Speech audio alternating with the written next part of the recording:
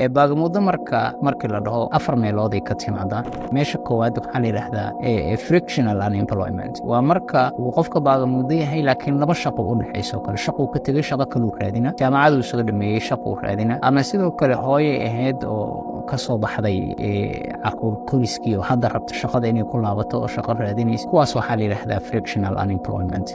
Nooca labaad waxaa la yiraahdaa seasonal, xilliga u sababa. Tusaale markii ay da'aan roobab oo kale ama badaha ay kacsan yihiin kalluumaysatada ma shaqay karaan baagamuuddo waay. Abaaraha oo kale markii ay jiraan oo kale beeraleyda ma shaqay karaan baagamuuddo waay. Xilliga u sababa seasonal la dhahaa. Inta badan labadaas baagamuuddo dawladaha waxba kama qaban karaan iyo suuqyada. Waxa soo haray laba kane. Mid waxaa la yiraahdaa cyclical. Waxaa sabab u ah hoos u dhaca dhaqaalaha. Haddii dhaqaalaha uu hoos u dhaco, shaqaalaha qaar ka mid ah shaqada laga ciriyo. Haddii uu dhaqaalaha fiicnaado, qaar mid ah shaqo helo. Shaqada ku xiran helisteedii waydiida dhaqaalaha ay ku xiran tahay waxaa la yiraahdaa cyclical. Waa shaqada inta badan dawladaha loo qabsado ama dadka ay dawladdu ku eedeeyaan haddii dhaqaalaha hoos u dhac dhaqaale u yimaado shaqo la'aanta dhacdo waay.